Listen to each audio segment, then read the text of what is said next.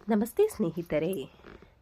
ನವರಾತ್ರಿ 8ನೇ ದಿನ ಮಹಾಗೌರಿಯನ್ನು ಪೂಜಿಸಲಾಗುತ್ತದೆ. ಇದರ ಇಂದಿನ ಮಹತ್ವವೇನು, ಇದರ ಇಂದಿನ ಕಥೆ ಏನು ಎಂದು ತಿಳಿದುಕೊಳ್ಳೋಣ ಬನ್ನಿ. ಜಗನ್ಮಾತೆ ದುರ್ಗಾದೇವಿಯ 8ನೆಯ ಶಕ್ತಿಯ ಹೆಸರು ಮಹಾಗೌರಿ ಎಂದಾಗಿದೆ. ಇವಳ ಬಣ್ಣವು ಪೂರ್ಣವಾಗಿ ಬೆಳ್ಳಗಿದ್ದು ಈ ಬಿಳುಪಿಗೆ ಶಂಖ, ಚಂದ್ರ ಮತ್ತು ಕುಂದಪುಷ್ಪ ಇವುಗಳ ಉಪಮೆ ಕೊಡಲಾಗಿದೆ. ಇವಳ ವಯಸ್ಸು 8 ವರ್ಷದವಳೆಂದು ತಿಳಿಯಲಾಗಿದೆ. 8 ವರ್ಷ ಭವೇದ್ ಗೌರಿ. ಇವಳ ಎಲ್ಲ ವಸ್ತ್ರ ಹಾಗೂ ಆಭೂಷಣಗಳು ಬಿಳಿಯದಾಗಿವೆ. ಇವಳಿಗೆ 4 ಭುಜಗಳಿದ್ದು ವಾಹನ ವೃಷಭವಾಗಿದೆ. ಈ ವೃಷಭವು ಬೆಳ್ಳಗಿದೆ. ಇವಳ ಮೇಲಿನ ಬಲಗೈಯಲ್ಲಿ ಅಭಯ ಮುದ್ರೆ ಮತ್ತು ಕೆಳಗಿನ ಬಲಗೈಯಲ್ಲಿ ತ್ರಿಶೂಲವಿದೆ. ಮೇಲಿನ ಎಡಗೈಯಲ್ಲಿ ಡಮರು ಹಾಗೂ ಕೆಳಗಿನ ಎಡಗೈಯಲ್ಲಿ ವರದ ಮುದ್ರೆ ಇದೆ. ಇವಳ ಮುದ್ರೆ ಅತ್ಯಂತ ಶಾಂತವಾಗಿದೆ. ತನ್ನ ಪಾರ್ವತಿ ರೂಪದಲ್ಲಿ ಇವಳು ಭಗವಾನ್ ಶಿವನನ್ನು ಪತಿಯಾಗಿ ಪಡೆಯಲು ಭಾರಿ ಕಠೋರ ತಪಸ್ಸು ಮಾಡಿದ್ದಾಳೆ. ವ್ರಿಹಯಂ ವರದಂ ಶಂಭು ನನ್ಯಂ ದೇವಂ ಮಹೇಶ್ವರತ್. ನಾರದ ಪಂಚರತ್ರ, ನಾನು ವರದಾನದ ಶಂಭುವಲ್ಲದೆ ಬೇರೆ ಯಾವುದೇ ದೇವತೆಯನ್ನು ವರಿಸುವುದಿಲ್ಲ ಎಂಬ ಪ್ರತಿಜ್ಞೆ ಮಾಡಿದ್ದಳು.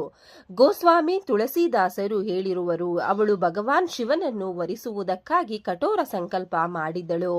ಜನ್ಮಕೋಟಿ ಲಗಿ ರಗರ ಹಮರಿ ಬರಹು ಸಂಭೂನತ ರಹಹು ಕು ಹರಿ. ಈ ಕಠೋರ ತಪಸ್ಸಿನ ಕಾರಣ ಇವಳ ಶರೀರವು ಸಂಪೂರ್ಣವಾಗಿ ಕಪ್ಪಾಗಿತ್ತು.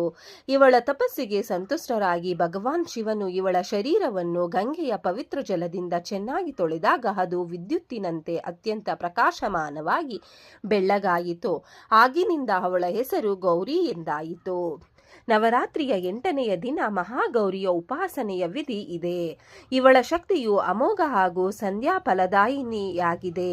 ಇವಳ ಉಪಾಸನೆಯಿಂದ ಭಕ್ತರ ಎಲ್ಲಾ ಕಲ್ಮಶಗಳು ತೊಳೆದು ಹೋಗುತ್ತದೆ. ಅವರ ಪೂರ್ವಸಂಚಿತ ಪಾಪಗಳೂ ಕೂಡ ನಾಶವಾಗಿ ಹೋಗುತ್ತದೆ.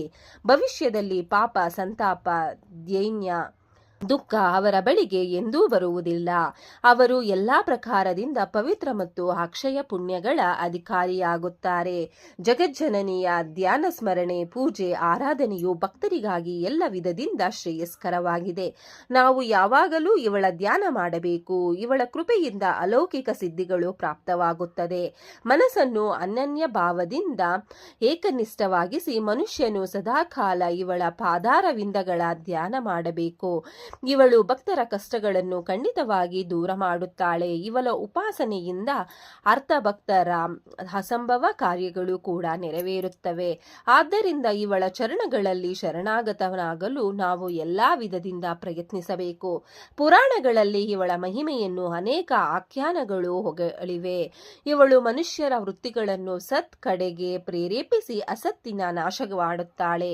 ನಾವು ಪ್ರಾಪ್ತಿಭಾವದಿಂದ ಎಲ್ಲಾ ಹೊತ್ತಿನಲ್ಲಿ ಇವಳಲ್ಲಿ ಶರಣಾಗತರಾಗಬೇಕು. ಸರ್ವಮಂಗಳ ಮಾಂಗಲ್ಯೇ ಶಿವೆ ಸರ್ವಾರ್ಥ ಸಾಧಿಕೆ ಶರಣ್ಯೇ ತ್ರಯಂಬಕೆ ಗೌರಿ ನಾರಾಯಣೀ ನಮೋಸ್ತುತೆ. ಇದರೊಂದಿಗೆ ನವರಾತ್ರಿಯ 8ನೆಯ ದಿನದ ಮಹಾಗೌರಿಯ ಕತೆ ಮುಕ್ತಾಯಗೊಂಡಿದೆ. ಧನ್ಯವಾದಗಳು ಸ್ನೇಹಿತರೆ. ವಿಡಿಯೋ ನೋಡಿಕ್ಕೆ ಎಲ್ಲರಿಗೂ ಧನ್ಯವಾದಗಳು. ನಿಮಗೆ ಈ ವಿಡಿಯೋ ಇಷ್ಟ ಆಗಿದ್ರೆ ಪ್ಲೀಸ್ ಒಂದು ಲೈಕ್ ಮಾಡಿ.